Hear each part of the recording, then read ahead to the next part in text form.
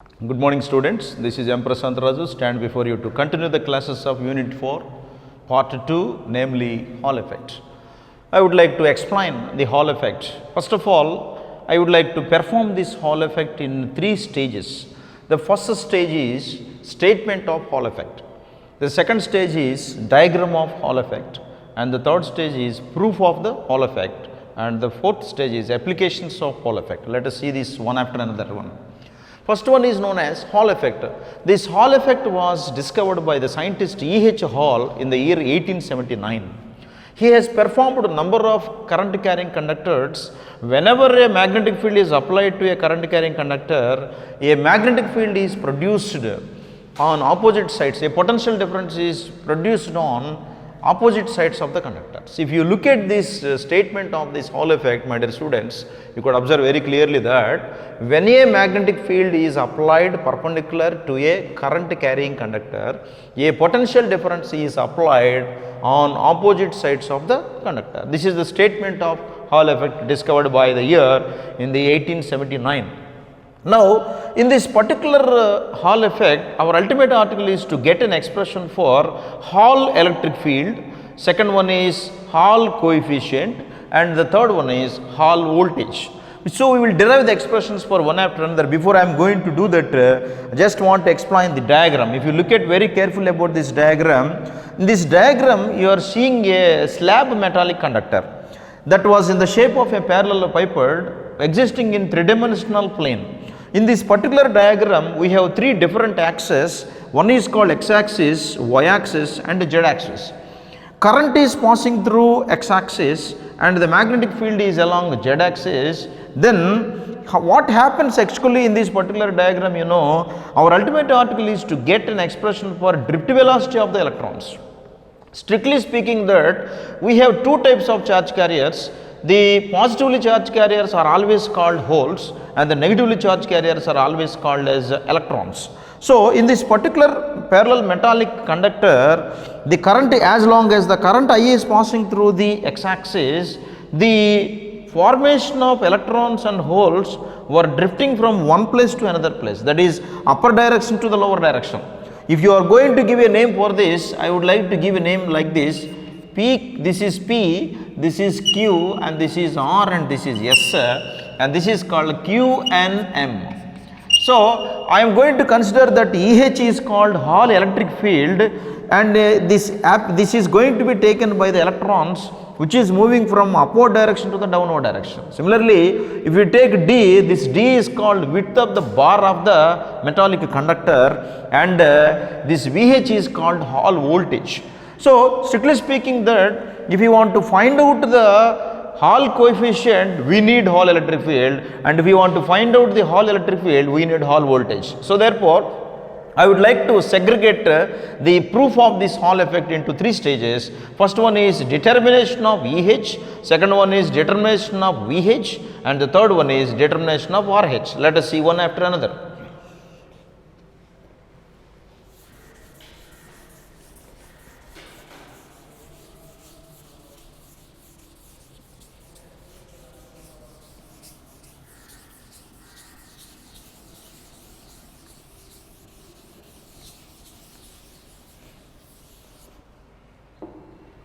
The Hall electric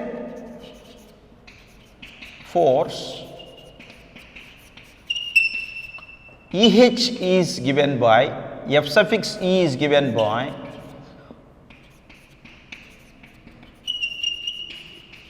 F suffix E is equal to EE, I can call it as equation 1, and the Hall magnetic deflecting force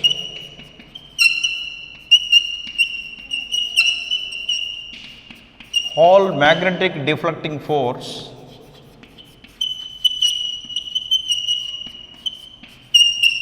E is given by F suffix M is equal to Q into Vd cross P. I just want to represent this charge of the charge carrier as with one letter, either Q or E. So, therefore, I can represent here also as Q. Therefore, I will get Fe is equal to QE, equation 1. In this equation, my Q is called charge of the charge carrier and E is called electric field. The Hall magnetic deflecting force is given by F suffix m is equal to Q into Vd cross B, where Vd is called drift velocity of the charge carrier, drift velocity of the charge carrier,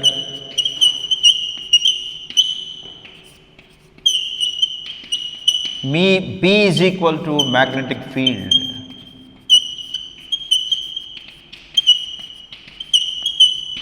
Now, utilization of the equation 1 and 2, we would like to find out the total magnetic deflecting force in both electric and magnetic fields. That is going to be given by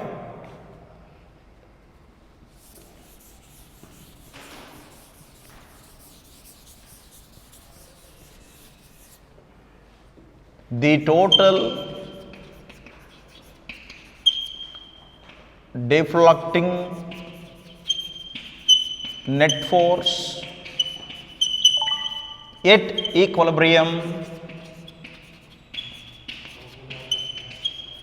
is given by F is equal to Fe plus Fm is equal to 0. That implies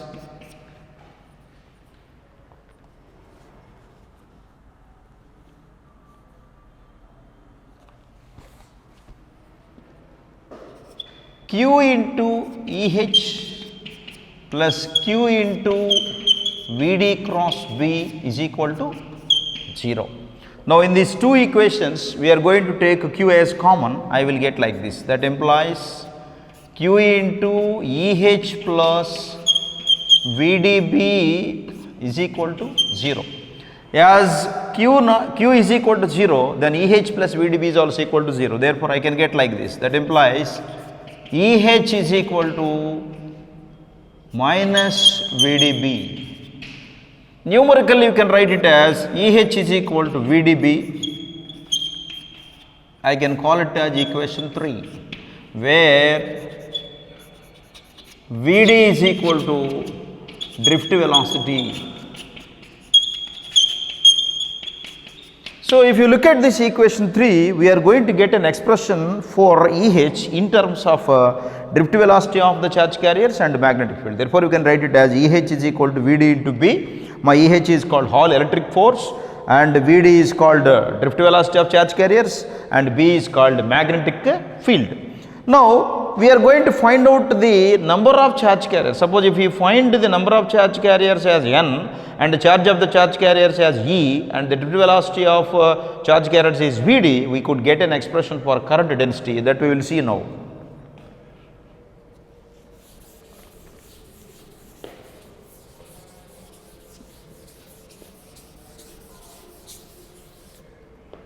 Followed by,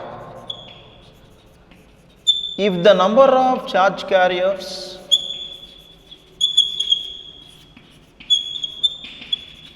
is N and E is the charge of the charge carrier,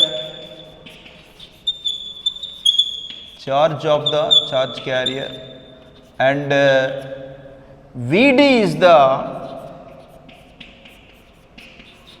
drift velocity of charge carriers, then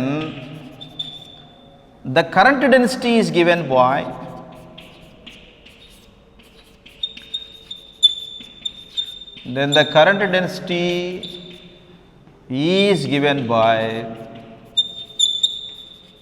J is equal to NEVD.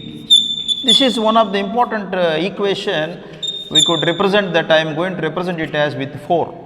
So, strictly speaking, when you look at the equation number 4, J is equal to NEVD, my N is called number of charge carriers and E is called charge of the charge carrier and Vd is called the drift velocity of the charge carrier. So, therefore, strictly speaking here, my J is equal to NEVD. If you take the expression from Vd, we could get like this. That implies followed by, from this my Vd is equal to J by Ne. equation 5. In the previous equation 3, EH is equal to VDB, and from that we can get VD is equal to what? EH by B. So therefore, now I am equating equation 3 and equation 5, we will get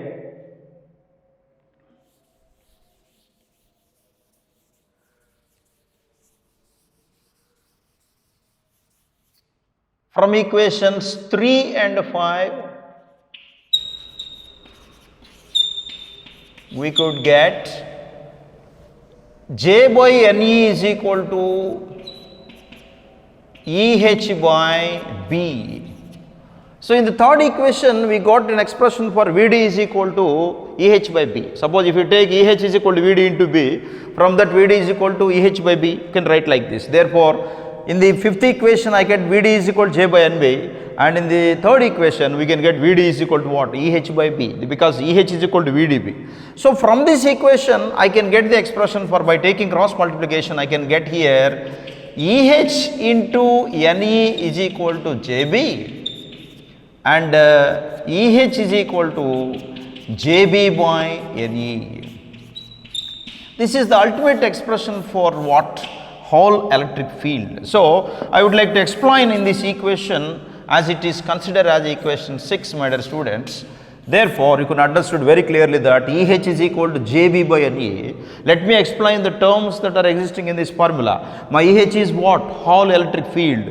My J is called current density, and my B is called magnetic field. N is called number of charge carriers, and E is called the charge of the charge carriers. Now, for example, if you know if the width of the D, if D is the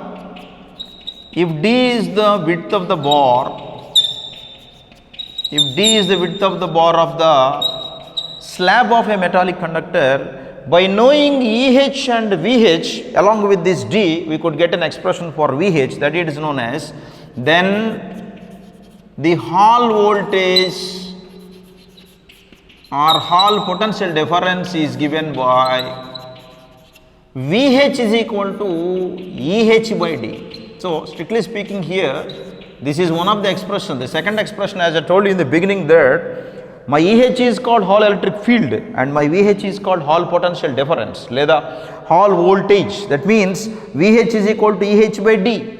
What is EH here? Hall electric field, and D is called width of the bar. As I consider that PQRS is one of the slab of a metallic conductor, my D is exclusively representing that it is called width of the bar. Therefore, VH is equal to EH by D. In this expression, if you take cross multiplication among three of them, again you will get EH is equal to VH into D. Okay, therefore VH is equal to EH by D, exclusively telling that it is Hall potential difference, or we can say that it is called Hall voltage, which can be written in terms of EH and D as VH is equal to EH by D. My VH is called Hall potential difference and my EH is called Hall electric field, and D is called width of the bar. Now, after finding, I can call it as equation 7. After finding EH and VH, now we are going to find out the Hall coefficient, that is representing it as R suffix H. Therefore, how do we define this? First of all, we have a specific definition that the Hall coefficient is defined as the ratio of product of electric field to the product of current density with magnetic field. This was the exclusive definition for Hall coefficient. Let me repeat it once again.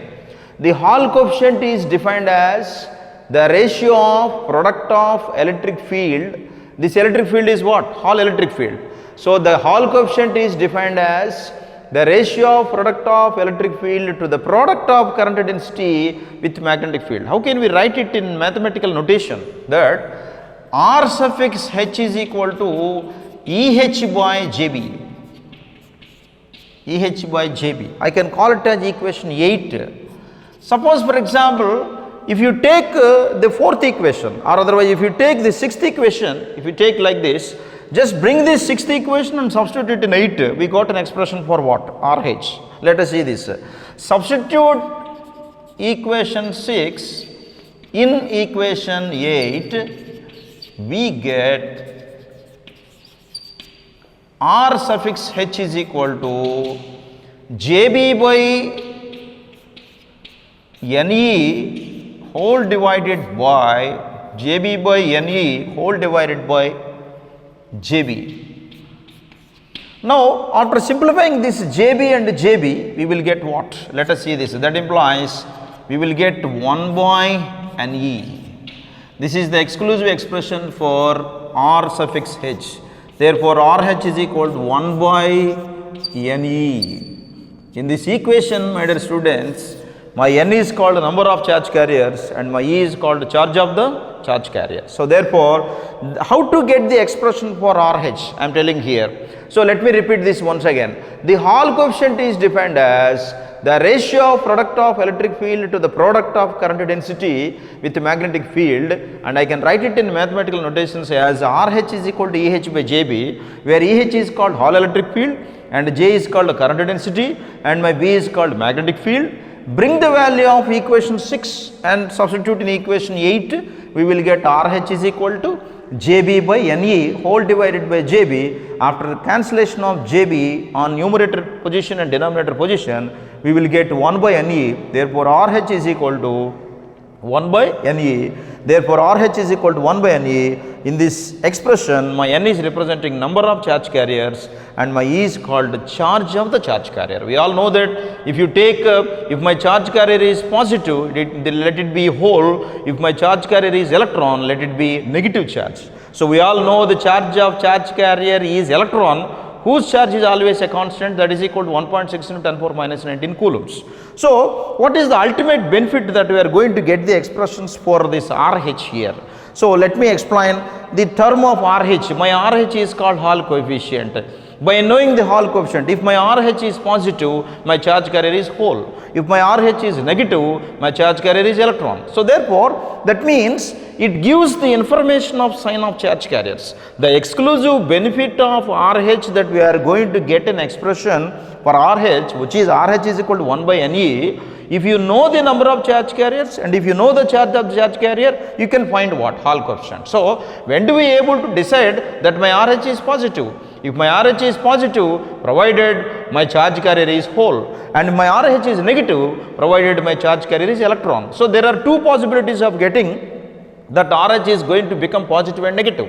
If my charge carrier is whole, ultimately my RH is positive, and my charge carrier is electron, my RH is negative.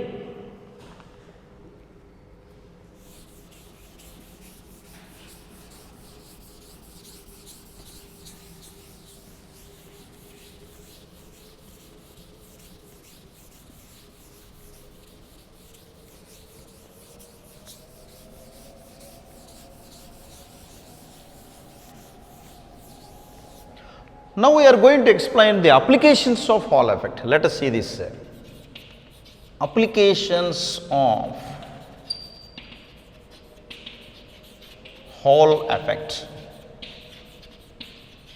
The first and foremost application is it gives the information of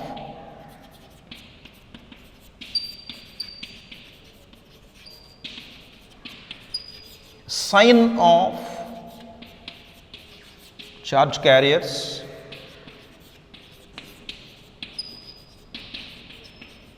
the second one is by using Hall effect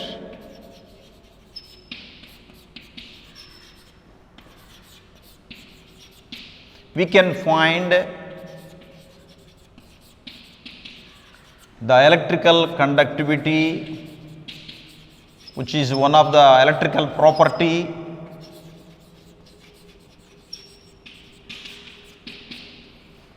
By using Hall effect, we can find the electrical conductivity of metals, semiconductors,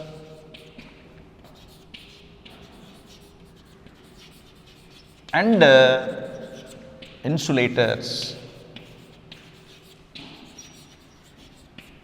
The third one is it gives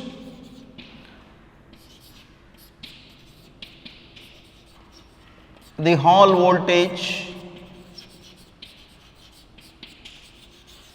by knowing the width of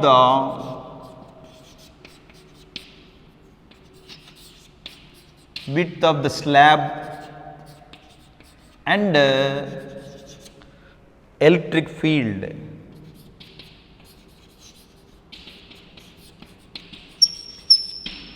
Now let me repeat this first one. The first application of Hall effect is it gives the information of sign of charge carriers. As I told you in the previously that my RH is positive provided my charge carrier is hole. My RH is negative, my charge carrier is electron. So it gives the information of sign of charge carriers, whether it is positive sign or negative sign.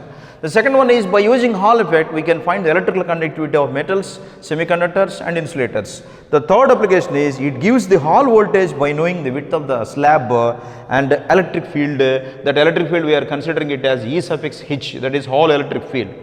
The fourth application is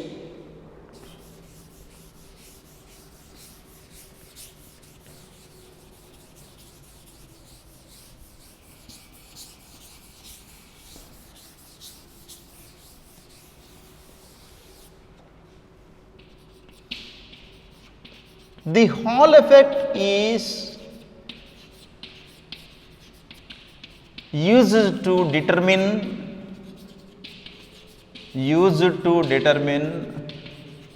the Hall coefficient.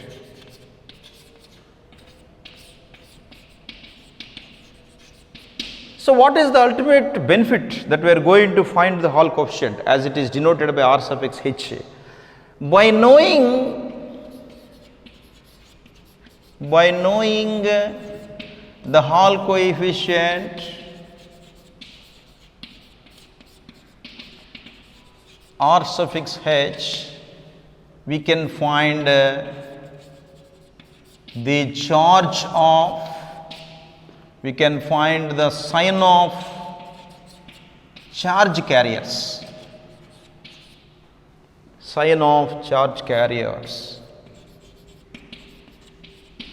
If RH is positive, the charge carrier may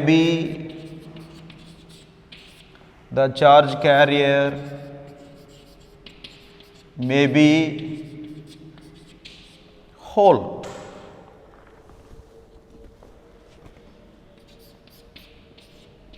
And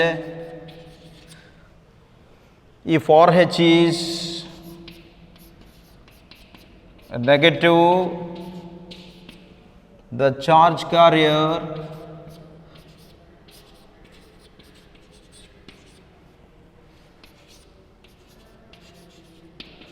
may be an electron. This is what is known as the fourth and fifth applications of Hall effect. So followed by, let me repeat it once again, the Hall effect is used to determine the Hall coefficient. My Hall coefficient is represented by mathematically as R suffix H. So by knowing the Hall coefficient RH, we can find the sign of charge carriers. The first one is if RH is positive, the charge carrier may be whole, and if RH is negative, the charge carrier may be an electron. After finding this Hall effect, my dear students, now we are going to have, usually the electrons will have drift velocity and as well as drift diffusion currents. So our ultimate article is to find out the charge carriers are carrying which type of charge. If they were carrying negative charge, we are supposed to consider them as electrons. If the charge carriers are carrying positive charge, we are supposed to consider them as holes. So now we are going to enter into the next topic, which is called the sequential topic of this Hall effect is drift current. Let us see this.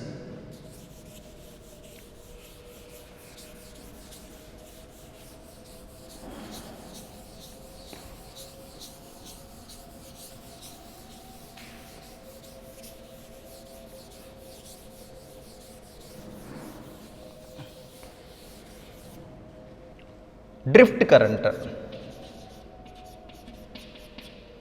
Actually, we have two types of contents. That first one is called drift current and the second one is diffusion current. First of all, I would like to explain the drift current in three postulates form. First one is known as, in semiconductors,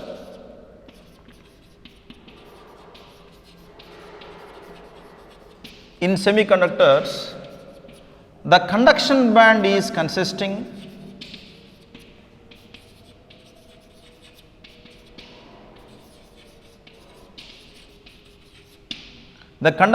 is consisting electrons and valency band is consisting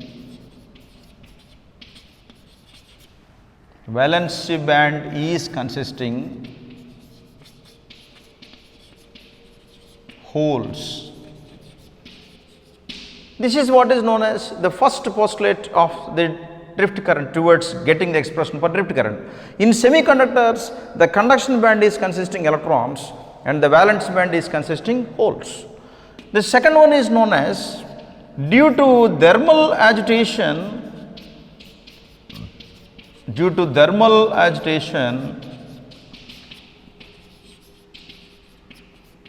the electrons are moving in different directions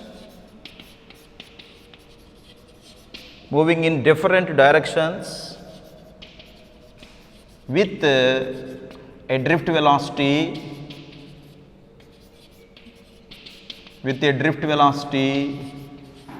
is Vd.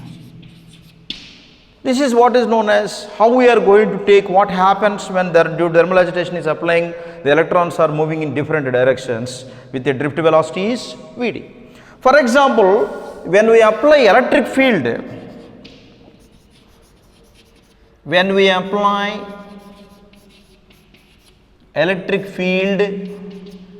to the semiconductors,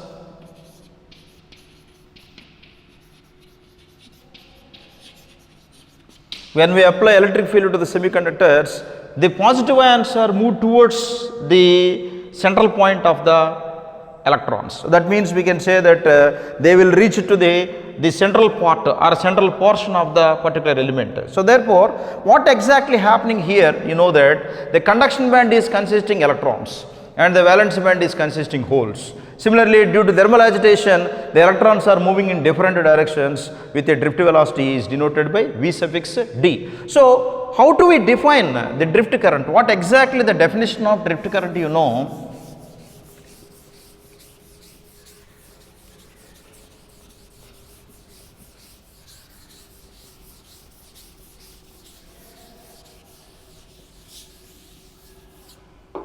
The drift current is defined as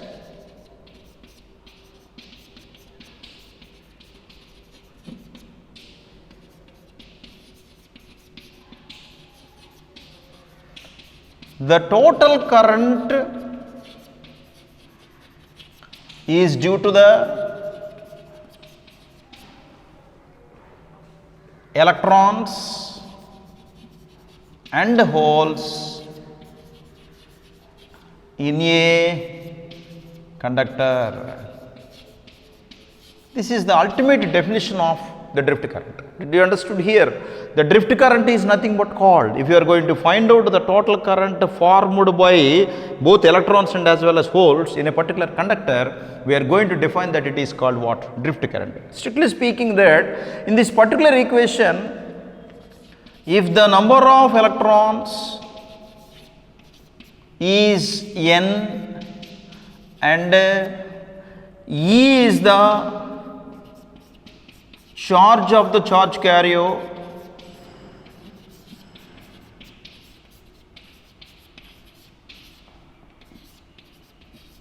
and Vd is the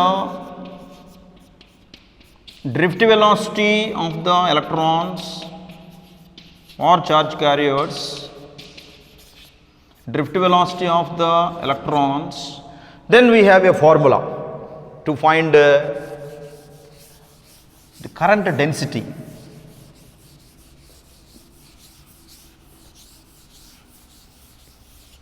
Now the current density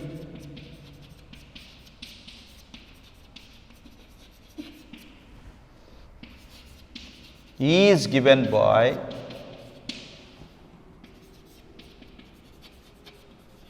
J is equal to NEVD, equation 1.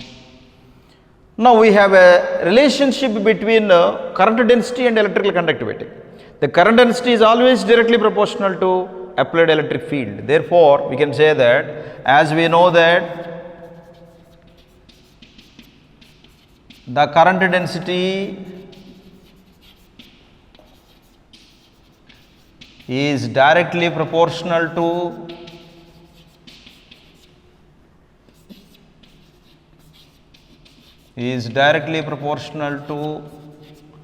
applied electric field.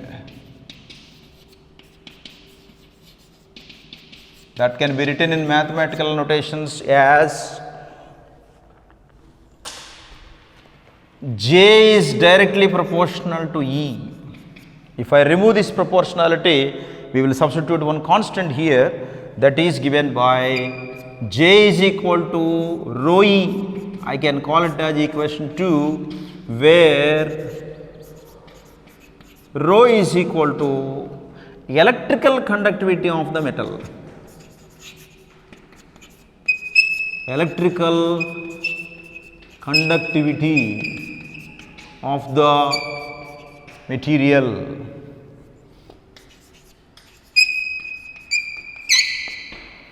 Now we are going to find out the relationship between the drift velocity versus electric field, that is applied electric field.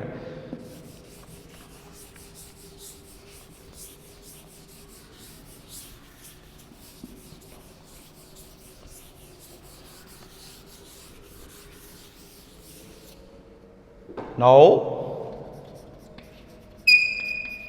the drift velocity of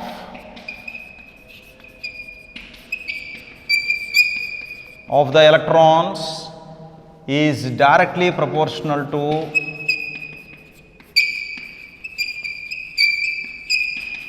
applied electric field.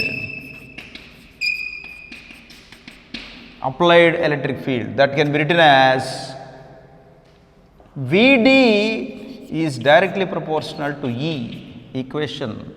Understood very carefully here. My Vd is called drift velocity of the electrons. My E is called applied electric fields. If I want to remove this proportionality, again I could substitute that Vd is equal to mu E. I can call it as equation 3. What is this mu here? Where mu is equal to mobility of charge carriers. This is one of the important parameter, makes a role here, mobility of charge carrier, mobility of the charge carrier. Now to find the current density in semiconductors, again what we have to do here is bring the value of equation 3 and substitute in equation 1. We will get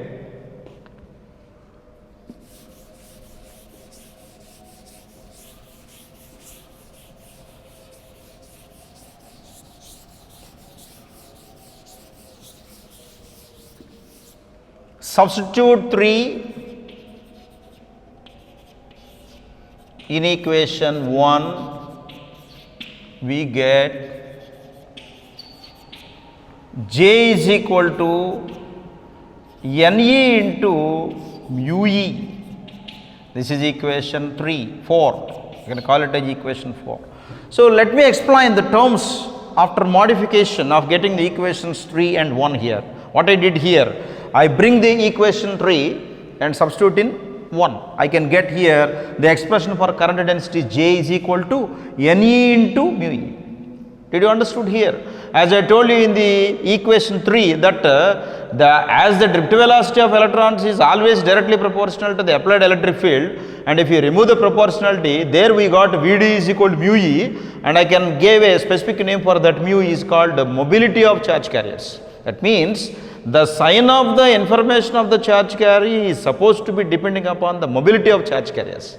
Okay, therefore J is equal to Ne into mu E. So in this equation, I can get my N is number of charge carriers, my E is called charge of the charge carrier, and my E is called mobility of charge carrier, and E is called applied electric field.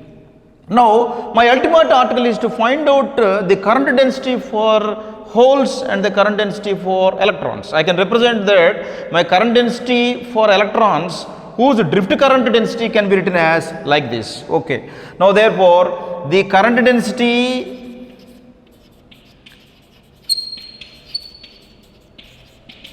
for drifting of holes is given by, I can represent mathematically as J suffix P of drift is equal to P into mu E, equation 5. So let me explain what are the terms existing in this particular formula. My P is called what? Holes, and my E is called charge of the charge carrier, and my mu is called mobility of charge carrier, and my E is called applied electric field. Similarly, if you want to find the current density for drifting of electrons, how do we write this? The drifting of the current density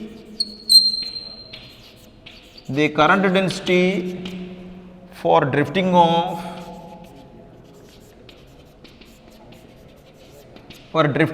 electrons is given by J suffix N of drift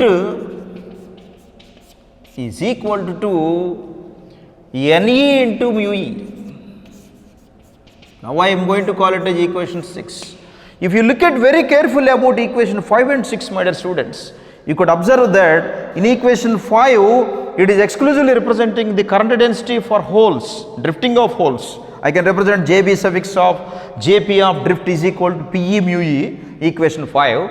And if you look at equation 6, the current density for electrons in drifting is equal to Ne into mu E, equation 6. Now I am going to find out the total current density with respect to holes and electrons is given by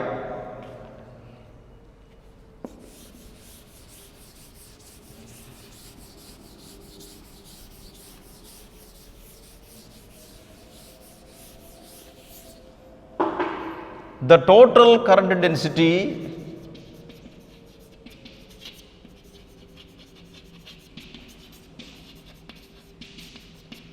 is due to the both electrons and holes is given by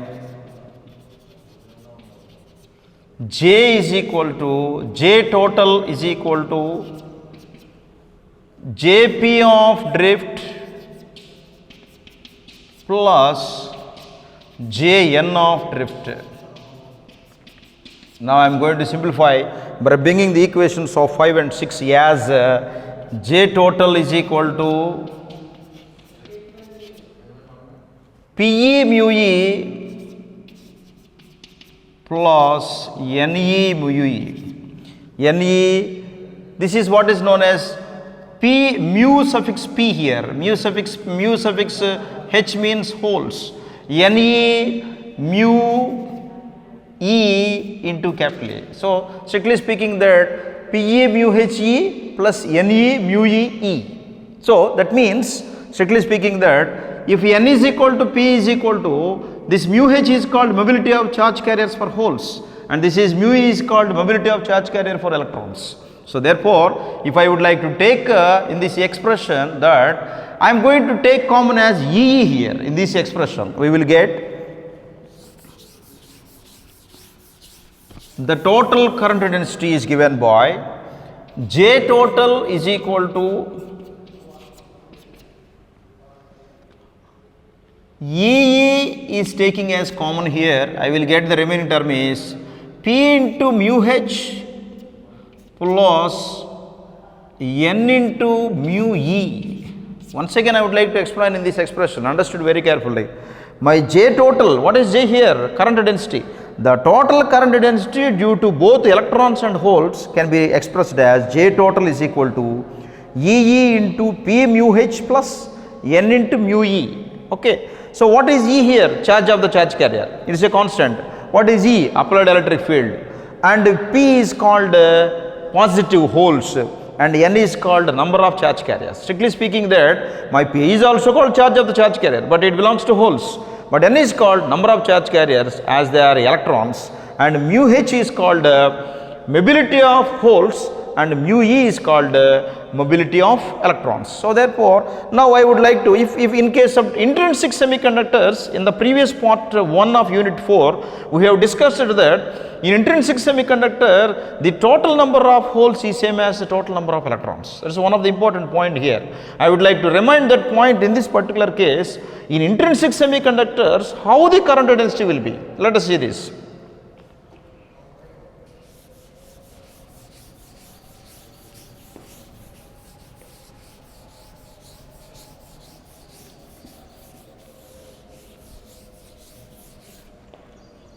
In intrinsic semiconductors,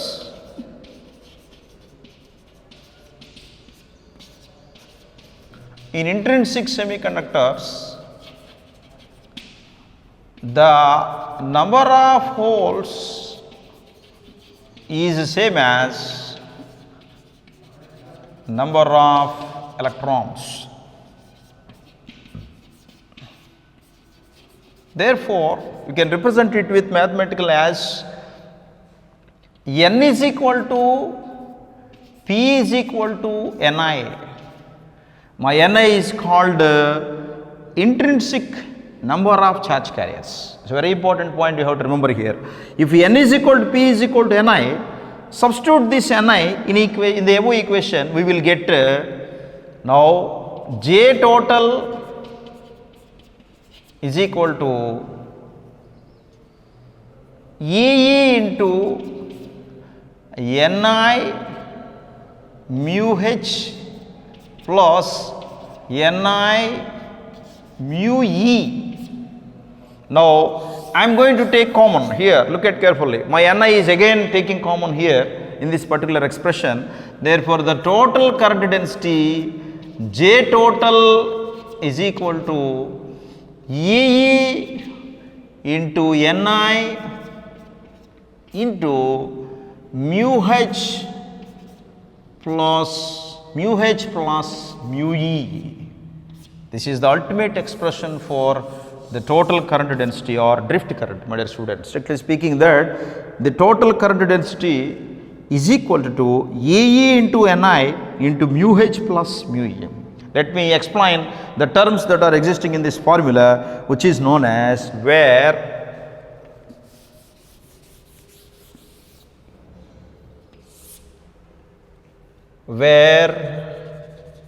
E is equal to charge of the charge carrier,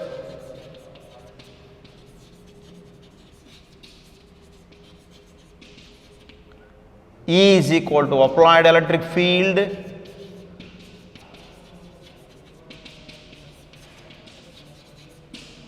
Ni is equal to intrinsic number of charge carriers,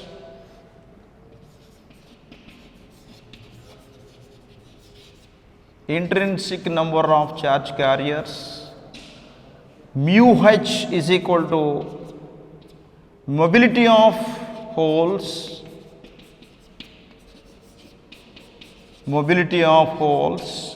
and mu E is represented by mobility of electrons.